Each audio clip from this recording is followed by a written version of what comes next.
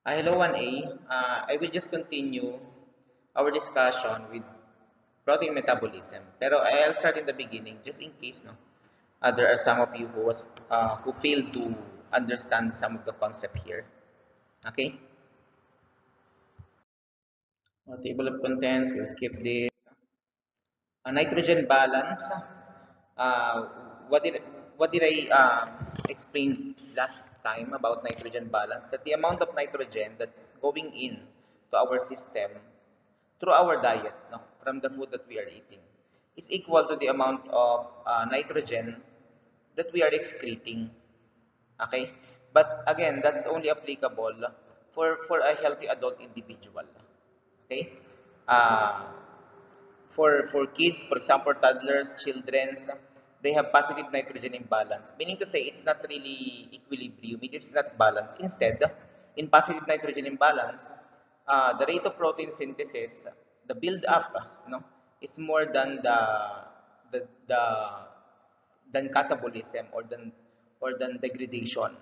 Okay, more nitrogen is going into our body through our diet, and then less oxygen is being excreted through our urine. That's positive nitrogen imbalance, meaning there is a growth. No, that's why this is applicable for say toddlers and children, wherein their metabolism is high, the anabolism particularly is high because they are growing. Okay? Negative nitrogen imbalance naman is when the body is excreting, degrading more proteins, releasing more nitrogen than that their body is absorbing. And this can be observed during starvation, during fasting, for example, during sickness, di ba? We are losing muscle mass. So that's negative and positive nitrogen imbalance. These slides naman just explain how protein is being digested and absorbed in our body. Of course, it starts in the mouth in your digestive system topic, okay? And then it will go into the esophagus, down into your stomach where it will be partially digested, and then it will enter in our small intestine, wherein the complete digestion of proteins, no, into individual amino acids, and this individual free amino acid will be absorbed in our bloodstream. No, it will cross the intestinal lining, the mucosa and the submucosa, and finally absorb in our capillaries. And then from the capillaries, those free amino acid will go to the liver, and through which our liver will process it and distribute it to all parts of our body where amino acid is needed. Okay? Here is the short summary of the digestion and absorption from the mouth.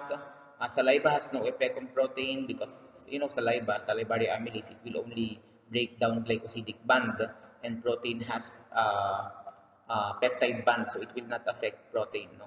And then to the stomach, where in HCl and pepsin will partially hydrolyze or cleave or split, no, those peptide bonds. And from the stomach, it will go to the small intestine, in which more enzymes will act upon it, like trypsin, chymotrypsin, no, doing the digestion, no, breaking down of peptide bonds 100% until they become amino acid. And amino acid by active transport will cross the intestinal lining, and finally it will enter our bloodstream. So once the amino acid enters the bloodstream, it will become part of the amino acid pool. Alright, so amino acid pool is all the amino acid in the body coming from the diet, from the protein that we are eating, from the recycling, no, of amino acid in the liver, and from the biosynthesis or for the production or manufacturing of amino acid, which is also in the liver. So this composes the amino acid pool: dietary protein, protein turnover, and biosynthesis. Biosynthesis means synthesis of protein, synthesis of amino acid pala, sorry, synthesis of amino acid in our liver, because our liver cells can synthesize different amino acid, but only those non-essential. Alright, essential amino acid we cannot synthesize it. We have to get it from our diet, from the food. So what will happen to the amino acid pool? To the amino acid in the amino acid pool. So of course, our body will utilize them. How are we going to utilize those amino acids? Number one, we can make a protein out of it. And you know protein class, no? They are the muscle, the hair, the nails, the enzyme, the hormones, the receptors, in our special senses.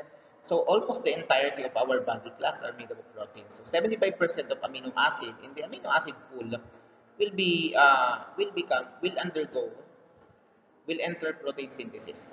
Amino acid will become protein, right? Sequence of amino acid. And then, so what happens to the other 25%? So the other 25% of the amino acid from the amino acid pool will be converted into non-protein nitrogen-containing compounds. Like for example, the heme group, the pyrimidines in the nucleic acid class, no? Nucleic acid is composed of phosphate sugar backbone and the purine and the pyrimidines. The four, or actually the five nitrogenous bases. Sama na natin yung sa RNA na uracil. The CT, the cytosine, thymine, guanine, and the adenine, and also the uracil, right? And part of the 25% will be used, no, to synthesize non-essential amino acid, right? So if our body needs more leucine, needs more glycine, for example, no, our liver will synthesize them from other non-essential amino acids or from other essential amino acid as well. Okay. So, and then part of the 25%, lastly, we could get energy from them. No? So part of the 25% of the amino acid, we will use it to extract energy. You know humans, no? We utilize this energy. It is how our body stay alive, no? And move. Alright, so let's focus on the 25% of the amino acid in the amino acid pool because we now establish, we already know that 75% will undergo protein synthesis. So what happens to the 25%? It will become nitrogen-containing compound. It will be converted into another amino acid. It will be used to extract energy from it.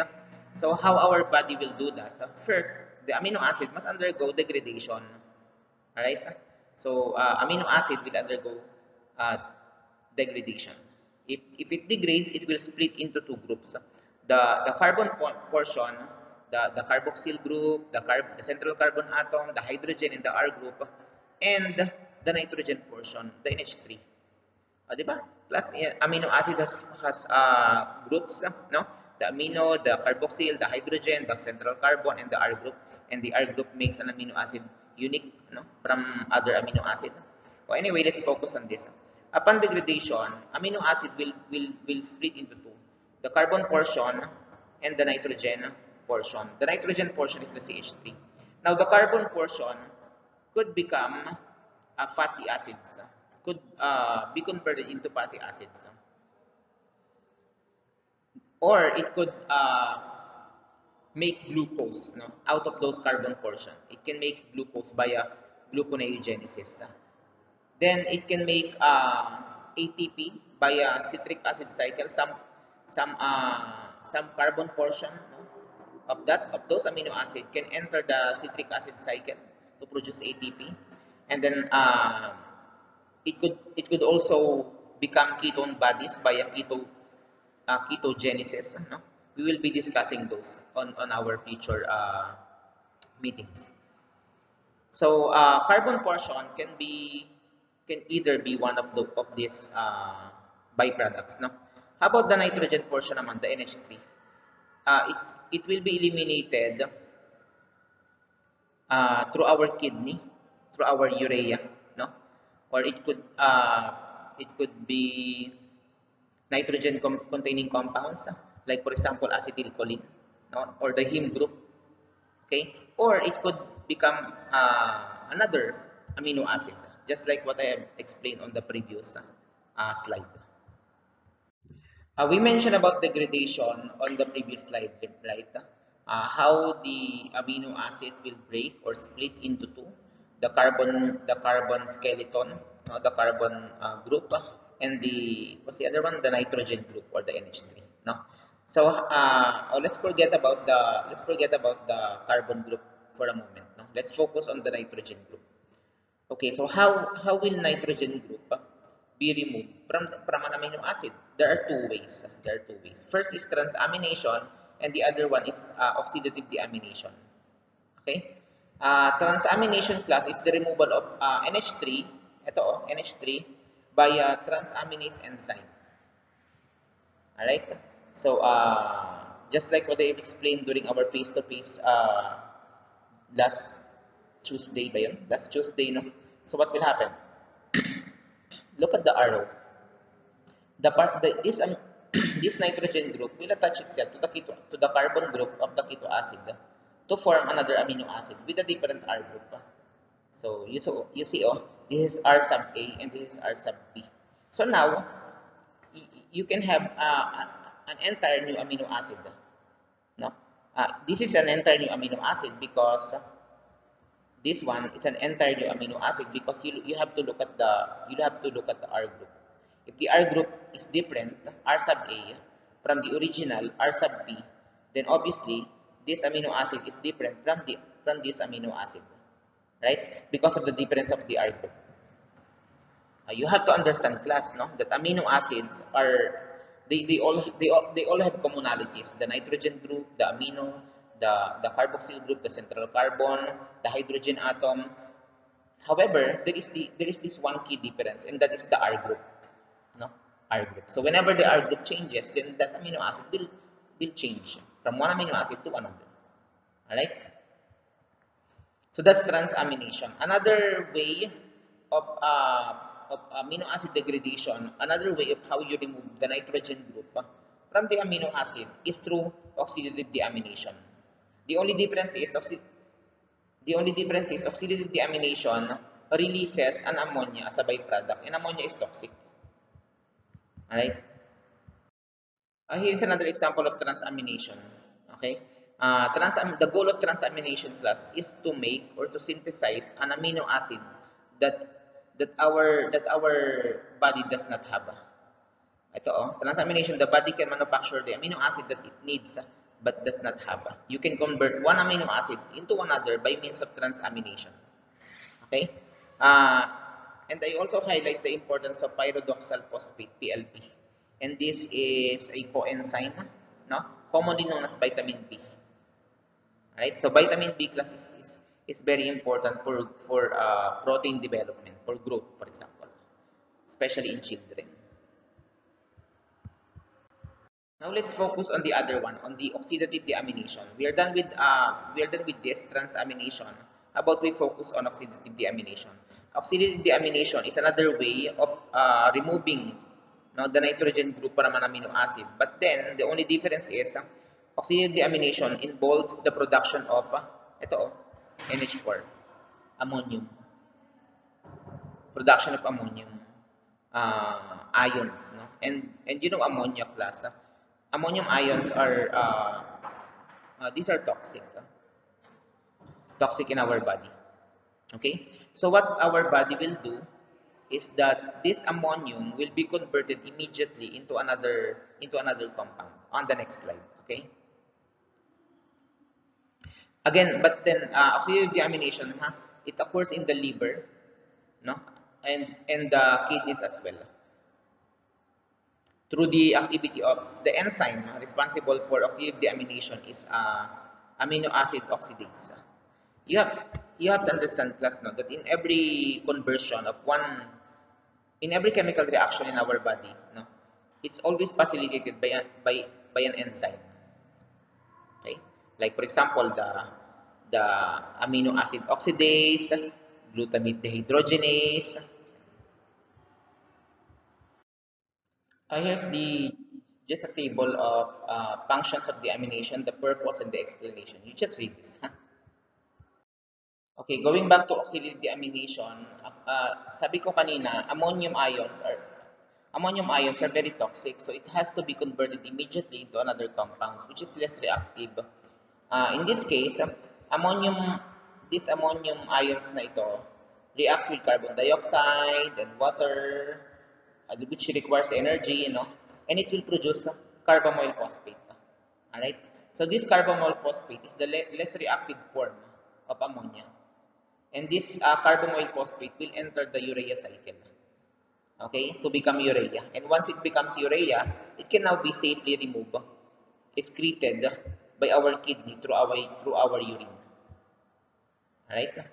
So this carbamoyl phosphate, again, will enter urea cycle to produce urea as an end product, and urea will be released, excreted by our kidney through our urine. Alright, so I mentioned in the previous slide class that ammonium ions are toxic now in our body. That's why our body needs to immediately convert it into carbamoyl phosphate. And sabi ko din, carbamoyl phosphate will enter the urea cycle. Ito na we have now the carbamoyl phosphate entering the urea cycle to eventually produce or converted into urea. No? And once it already become urea, then urea can be excreted in our urine. Alright? So let's take a look at this urea cycle. So urea cycle is composed of 4 stages. The first one is the carbamoyl group transfer, in which the carbamoyl phosphate will split into 2. Carbamoyl group will react, to ornithine. Alright? When you see a molecule class entering a cycle, if the arrow is going into the cycle, ibig sabihin, it reacts with the previous molecule. And in this case, ornithine. Carbamoyl reacting to ornithine, producing releasing phosphate on the process. When you see an arrow that goes out from the cycle, it means it is releasing those molecules, releasing phosphate. No? And producing from ornithine plus carbamoyl, it produces citrulline. Citrulline and ornithine plus, they are both amino acid, but they are less common. Less common sila. Bakit? Di ba, familiar lang tayo. We are only familiar with the 20 amino acid, 9 essential and 11 non-essential. Because those 20 amino acid participates in the protein synthesis. These two, on the other hand, ornithine and citrulline, they don't participate in protein synthesis. Kaya hindi tayo familiar sa kanila. Alright? Well, anyway, now you have citrulline. Now this citrulline will react to aspartate. No? That's stage 2. Citrulline aspartate condensation. And when it does, when aspartate release to citrulline, no, which is an energy-driven process, ibig sabihin an ATP would be needed for that process to occur. It's called condensation. And the byproduct of aspartate reacting to citrulline is naharangan lang ng video, is arginosuccinate. It's a molecule, arginosuccinate, right? And then from arginosuccinate, next step would be step 3, arginosuccinate cleavage. When I say cleavage, meaning split or mahahati, right? So arginosuccinate will be split into 2 molecules. And what are those molecules? Fumarate which will go out of the cycle, and arginine, which is still in the cycle. Okay ba yan? So cleavage means split. So arginosuccinate, itong naharangan lang ng video, will cleave or split into 2. The arginine, which is an amino acid that I'm sure you're familiar with, and the fumarate. Now this arginine plus will undergoes the stage 4, hydrolysis, the addition of water. And when it does, when it undergoes hydrolysis, arginine will become ornithine, releasing urea in the process. And this urea will go to the kidney and will be released in our urine. This is how we excrete. This is how we release or excrete excess nitrogen in the body. Alright? And since the last product is ornithine, it is ready again to get another carbamoyl. Okay, once the carbamoyl phosphate enters the urea cycle, then this ornithine will react to carbamoyl releasing phosphate, and the entire cycle will continue. That's why it is called urea cycle. Okay, so I hope you understand that. No? Alright, so linkage between urea cycle and citric acid cycle. we haven't yet discussed the citric acid cycle. Ano? We will discuss this probably by Tuesday when we talk about carbohydrates metabolism. Okay? Central to a citric acid cycle. In some texts, it's called Krebs cycle. In some texts, in some books, no, it is called TCA or tricarboxylic acid cycle. No? Iba-iba yung names, no? Pero most common siya as citric acid cycle. We'll be discussing this when we talk about carbohydrates next meeting. So, according to this slide, urea cycle and citric acid cycle are connected. In what way? That the byproducts of urea cycle, the aspartate, the byproduct of citric acid cycle, the aspartate, is being used, di ba? Doon sa previous slide, it is used to react to arginosuccinate, the stage 3 in the urea cycle. Alright? And the byproduct of fumarate, which is a byproduct of urea, will be used in the citric acid cycle. Alright, so now let's focus on the carbon group. Kanina, ano yun, nitrogen group or the amino group. No? Now let's proceed to the carbon group naman. Diba? Sabi ko sa inyo, amino acid will be degraded into two group. No? Will be split into two.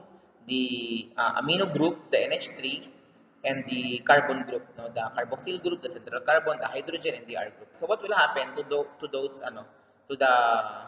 the carbon group? Okay?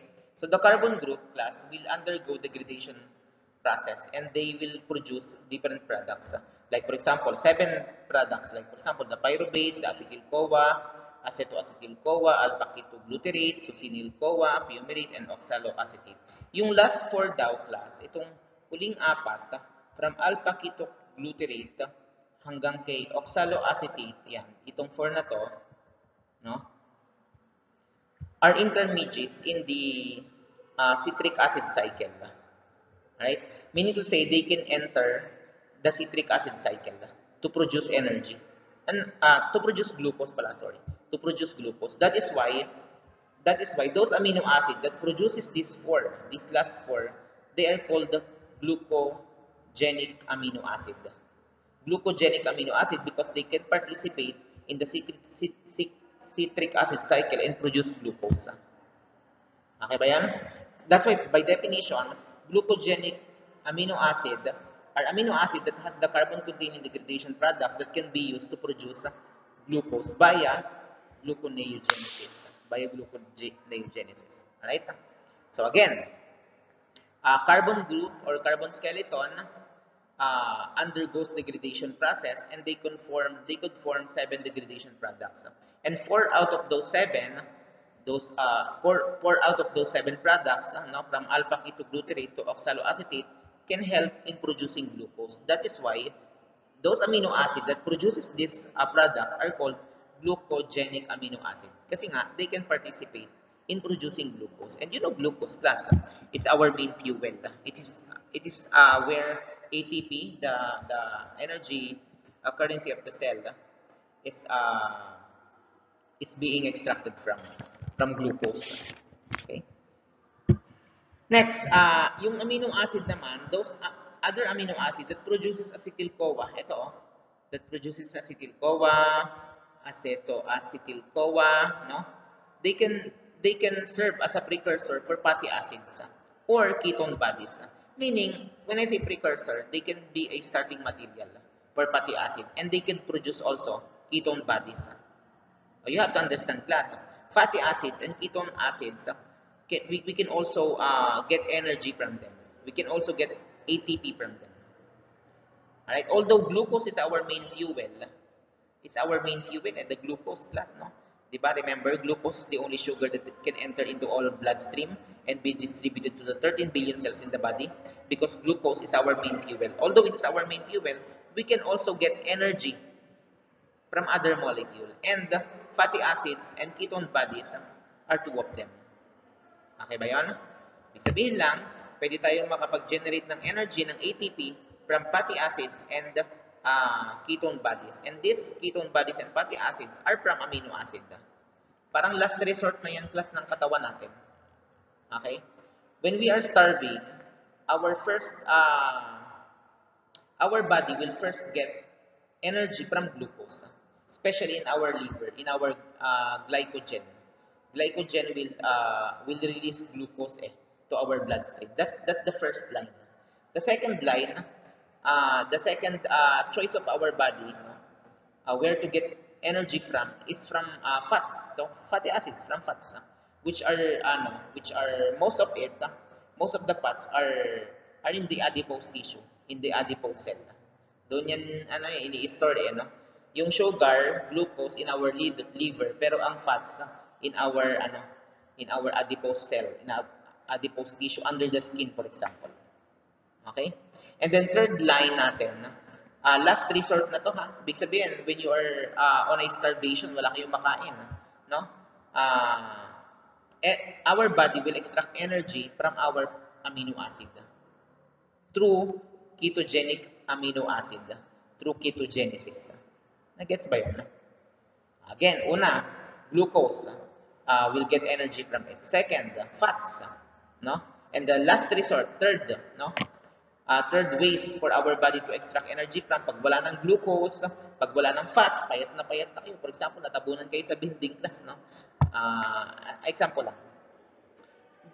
I'm just saying that our body will extract energy from amino acid, from protein. Our protein will be degraded. So, hindi lang kayo mamamayat, mababawasan pa yung muscle mass. Kasi muscle is protein class di ba? Pwede yung pagkunan ng amino acid.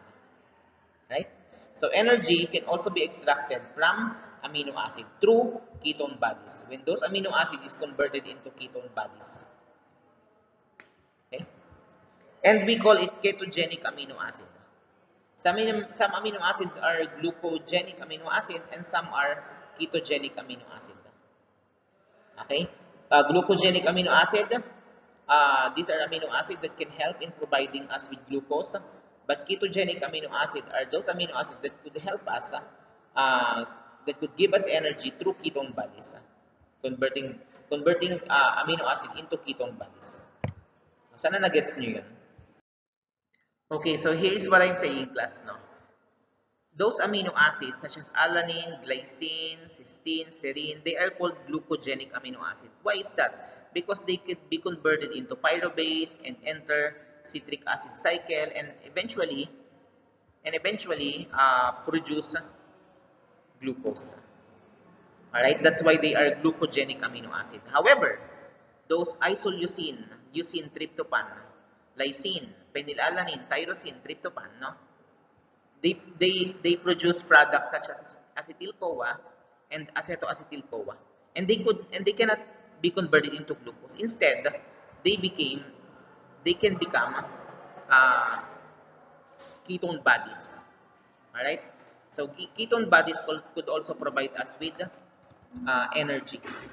Ito yung example ko about diabetic patient.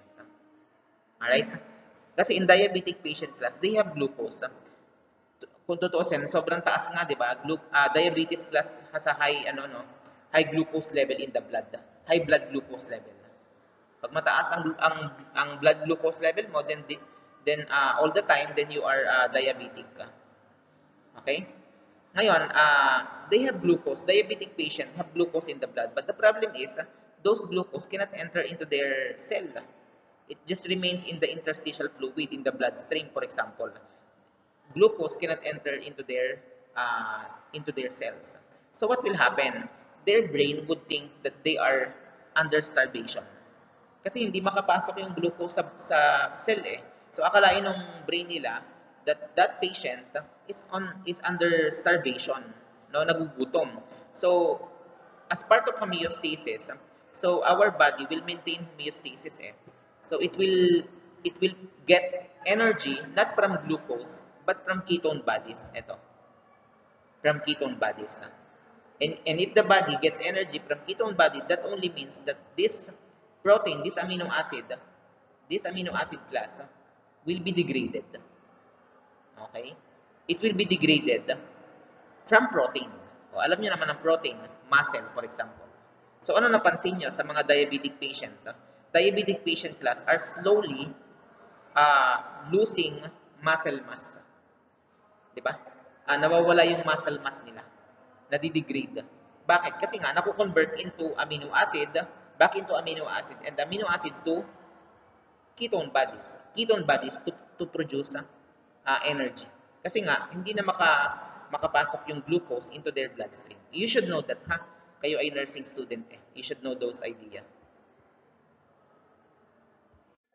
Here's the comparison between glucogenic amino acid and ketogenic amino acid. No? Definition, main products, energy pathways, bodies. No, this one is easy to understand kasi it's in tabulated form. Student friendly kumbaga. Basahin niyo na lang. Same lang din naman yan ang explanation ko kanina. Next, amino acid carbon skeleton. This is just a summary class, no? Summary of the starting materials for biosynthesis of the 11 non-essential amino acid. Meaning, these 11 non-essential amino acid, the serine, cysteine, the glycine, alanine, aspartate, pag binilang mo yan, that's 11. No? They could be synthesized, no? Kaya nga biosynthesis, they could be synthesized from the following molecules, precursor. For example, 3-phosphoglycerate can give rise to serine, cysteine, glycine. Pyruvate can become alanine via glycolysis. Oxaloacetate can produce aspartate, and aspartate can produce asparagine through citric acid intermediate, no? Citric acid cycle. Proline, no? Can be synthesized from glutamate, and glutamate from ketoglutarate. What is this slide explaining, class, is that our liver can synthesize different amino acid provided that they are those 11 non-essential amino acid. Kasi nga, yung 9 essential amino acid can be, we cannot synthesize them. No, we can only get it from the diet. But yung 11, we can synthesize them. We can biosynthesize them in our liver. No? Through the following precursor: phosphoglycerate, pyruvate, oxaloacetate, ketoglutarate. Phenylalanine can be directly converted into tyrosine, no? Via what is that? Via simple oxidation. Via simple oxidation lang to eh. And of course, syempre, it's a chemical reaction, so it needed an enzyme. And that is the phenylalanine hydroxylase. Ayan. Phenylalanine will be converted into tyrosine. But the point is, this 11 amino acid can be synthesized by our liver through this precursor. Okay, through this compound. From phosphoglycerate hanggang kay phenylalanine. Phenylalanine converting into tyrosine. Essential and non-essential amino acid. I already discussed this now when we talk about protein before. That some amino acids are essential from diet, some amino acids are non-essential. 11 of those can be synthesized by our body through this precursor: pyruvate, glutamate, and so on and so forth. Hemoglobin catabolism. You know our red blood cell, class. It contains hemoglobin, tama? No? And this hemoglobin has an iron in it. It has a prosthetic group. It has a prosthetic group which is called heme group. And this heme group is where the oxygen is attached to. No? It also has a protein portion called globin. Now this globin and this heme group is being recycled. But the cell itself, class, it does not recycle. Red blood cell, we don't recycle red blood cell, class. No? Red blood cell is being produced in our bone marrow. It's being renewed. Okay? For example, 200 billion new red blood cells are formed daily. Okay, and the red blood cell has a lifespan of 4 months. No? Red blood cell itself is not being renewed. What is being recycled, class, is the globin part, the protein part, and the heme group. Okay, but the cell itself is not being recycled. It's being renewed, produced in our bone marrow, inside the bone. A continuation, or just like what I've said earlier in the past slide, no? Red blood cell, class, are broken down. It is not recycled. Huh? It is broken down, and our red blood cell is being produced in the bone marrow. It's being renewed. However, the globin part is being recycled. Okay, converted into amino acid, and then goes back into the amino acid pool. Iron atom is also being recycled, but the heme group is degraded and eliminated in our urine. Alright, so the heme group in the hemoglobin from the previous slide class will be degraded in the liver. You have to understand that the heme group contains nitrogen containing compounds. It contains nitrogen. So how is it catabolized or how is it broken down? It is broken down in the liver. And once it's broken down in the liver, it will produce the following compounds. The biliverdin, bilirubin, ito, stercobilin, urobilin, alright? And these compounds will be released as bile, no? So from the liver, it will go to the gallbladder as a temporary storage of bile, and from the gallbladder, it will go into the small intestine. Siyempre, alam nyo na yun, from small intestine to large intestine as a part of the feces, no? Fecal material, parang ganun. O ganun nga, as a part of feces. So daily normal excretion of bile, it also 1 to 2 milligram in the urine, but in the feces, it's 250 to 350 milligram. This coloration class, it gives yellowish color to our urine, and it also gives that same brownish and yellowish color to our feces. Okay? Ano to? Interrelationship among metabolic pathways. So we're gonna skip this for now because we are only discussing protein. We haven't yet discussed lipids, fatty acids, and glucose. Right? So we're gonna go back to this interrelationship once we cover the lipids part, lipids metabolism, and the carbohydrates metabolism. All right? Same with this slide, ano? We haven't yet discussed the glycolysis, the gluconeogenesis, which will be part of the carbohydrates metabolism, and also the lipogenesis on the lipids metabolism. We haven't yet discussed the citric acid cycle and electron transport chain. Now we only discussed the transamination and deamination. Alright, so we will go back to this once we covered all the three macromolecules, macromolecule metabolism. We will connect these pathways from those three kinds of metabolism. Alright, but this slide is just saying that all those pathways are interconnected and interrelated. Same with this, we're gonna skip this for now, no? Kasi wala eh. We still haven't discussed all the other types of metabolism. Ito pa lang tayo sa protein metabolism. Ito pa lang. Dapat pala inuna natin ang carbohydrates then fats, no? Sablay tayo sa part na yun. Anyway, we will go back to these slides, to this topic, the interrelationship among the three proteins, carbohydrates, and fats and lipids metabolisms once we covered the next two. B vitamins and protein metabolism. Okay, so B vitamins class are coenzyme. Alright? You have to understand that. Vitamin B are coenzyme. Coenzyme that helps enzyme in the reactions of amino acid. Alright, for example, in urea cycle, how does one molecule converts into another molecule? Now, for the production of urea, for our excretion. So, coenzyme takes part of it. Alright, those NAD, those FAD, those coenzyme A, no, B12, all those coenzymes class are vitamins, are vitamin B, sorry. All those coenzymes related in the amino acid metabolism are vitamin B. That's why vitamin B class are very important for growth, no? Kaya yung children, yung mga bata, no, children and toddlers, we usually give them multivitamins, but in some cases, mas marami yung vitamin B kasi it's for growth and repair and repair. Alright? So the point is, those coenzymes class are vitamins, vitamin B, and vitamin B are very important for protein metabolism, for growth and development, especially in children.